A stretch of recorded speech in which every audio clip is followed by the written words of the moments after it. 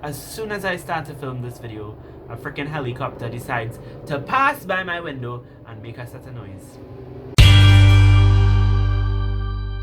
I cannot film a video in peace, apparently. If it's not dogs, if it's not freaking birds, it's a damn helicopter. Hi everybody, hope you're doing well. My name is Saajid. Today's video is going to be the end of the year book tag, where we'll be talking about the last few books that I anticipate to read before the end of 2019. We are entering the 20s, and the real question is, are we bringing back the cat's meow? Because I want to start saying that shit. This tag was created by the legendary Ariel Bissett. Okay, let us support our booktube oldies, our booktube grandmas, our ancestors. I will link down below her most recent rendition of this tag. But basically it's a tag about, trying to talk about the books that you want to read before the end of the year. Because the end of the year is approaching and we all want to read books before the year finishes that we're probably not going to end up reading. Admittedly, I don't even remember what the questions are offhand. I'm just going to wing it and see if I remember like the gist of them. The first one I think is something along the lines of what are some books that you started for the year but haven't necessarily finished as yet. And I'm just going to talk about 2 of the 3 books that I'm currently reading for this one, and then the third one I'll talk about in a later question. The first book that I'm currently reading is Convenience Store Woman by Sayaka Murata. This one is a book about a woman who works in a convenience store, as the title suggests. And basically what happens is her name is Kiko. This book is set in Japan, is actually translated from Japanese. She works in this convenience store because she loves it and she has a passion for working there. Her parents and her family and everybody around her is like, girl, go get a man, go get a real job. You have a whole degree, why are you working in a convenience store? But as the story progresses, you get to learn that she is a very peculiar person who's never really been able to fit in with like regular modern Japanese society, and the convenience store became a place where she could feel like she serves somewhat of a purpose. This is a very interesting story. I feel like my lighting is bad. Is that better? I feel like it's not. It's nighttime, y'all have to excuse a bit. I also have an Untamed State on pause. I'm 45 pages into this one and I'm listening to the audiobook. This is a book that I'm actually technically rereading because I read it for the first time about 3 years ago, but I'd never actually finished it. Don't tell nobody that. But yeah, I got about halfway through and for no valid reason I didn't end up finishing it. So I'm finally getting back around to hopefully finishing it this time. This is a thrillery type of novel about a woman named Mireille or something. The name is French. I don't know how to pronounce it. I think it's Mireille or something like that. And basically, she is Haitian American. She goes to Haiti to visit her parents who lives there. And then while she's there, she ends up getting kidnapped and is held for ransom because her dad is like super, super rich. The book is really about her, like, and her experience being held hostage. And it's a very, very intense story. It's a very dark story, but it is a very enlightening and interesting and thought-provoking one as well. This coming from somebody who only read half of it. So the next question is, do you have an autumnal book to transition into the end of the year? I don't know what the hell this question means. I don't know anything about autumn or fall. I'm from Trinidad. We don't have no seasons here. Y'all Northern Hemisphere booktubers obsessed with autumn. You always talk about autumn every single minute, about the dry up, cracking up leaves and pumpkins. This is Equatorial Booktuber Erasure. And I'm calling y'all out on it. Y'all are cancelled. But anyways, if I had to pick a book for this, I'll go for the one that looks like it has an autumnal cover to me. That is All American Muslim Girl, which is by Nadine Julie Courtney. And this one is about a girl by the name of Ali. She's kind of having like somewhat of an identity crisis in her life.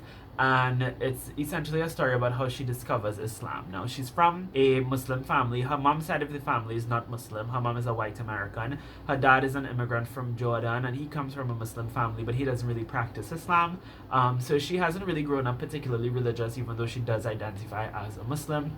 So the story is about how she finds Islam. Sounds like it's going to be a really, really good book. I'm only 80 pages in thus far, and it's kind of chunky. It's like a 400-page YA novel. I will leave the link for y'all to pre-order it in the description down below. It comes out on November the 13th. This is an advanced copy that I was sent by Macmillan, so big ups to Macmillan. Thank you to anybody who was involved in sending this to me, and a huge shout out to Jesse from Bow Ties and and books. They were the one who put in a good word for a bunch of us Muslim book reviewers to get our hands on an arc of this precious tome. So yeah, I will be hopefully trying to finish it before the 13th and get a review up. If I don't, at least I'm still going to be linking the pre-order link in the description down below. Next question I think is probably, is there like a new I think it's a new release, a question about like a new release or something. Don't quote me on that. I might be confusing this with the Media Book Freakout tag, but I'm just going to talk about it anyway. I really want to read Yes, No, Maybe So by Becky Albertalli and Aisha Saeed. This actually doesn't come out until February next year. But I'm hoping to get an arc. I just emailed Becky's assistant because she was on Instagram and she was like, if y'all hoes want an arc, y'all could email my assistant, but arcs are scarce, but so don't expect to get one. So I emailed her assistant and I really sold myself. I was like, I have X amount of subscribers, sis. I am a Muslim. I am, I have all of these attributes. Look at the material. You should be going home You anyway. can be the judge of it. It's set during Ramadan and it's about a some white boy and a Pakistani Muslim girl. I don't know what her name is, but they both end up dating because they have to work together for some political party and they have to go like door to door to convince people to vote or something. Please send me an arc, Harper team. I deserve an arc. Don't know about these other hoes, but I do. The next question I think is, what books would you like to read before the end of the year? I think 3 books she said to choose.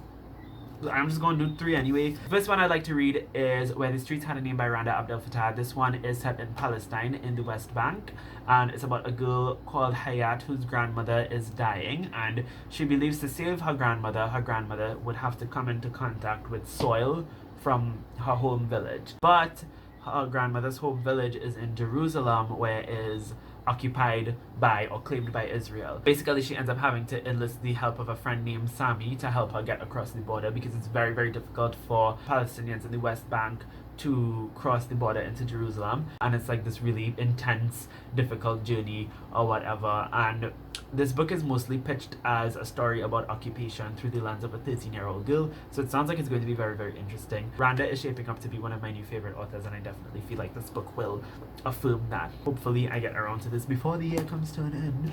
I would also like to read Juliet Takes a Breath by Gabby Rivera. This one is about a girl named Juliet. She is from the Bronx. She is a Puerto Rican girl and she's queer. She ends up coming out to her parents the day before she has to go take some internship with a feminist person. Did I say woman? Basically, like this famous feminist she ends up going to take an internship with in Portland, and she's really excited about it. But when she gets there, she realizes that her feminism isn't as intersectional as she would like it to be. She ends up sort of trying to find a space for herself within this movement as a young queer woman of color. I posted a picture of it on Instagram and the author commented on it. I was like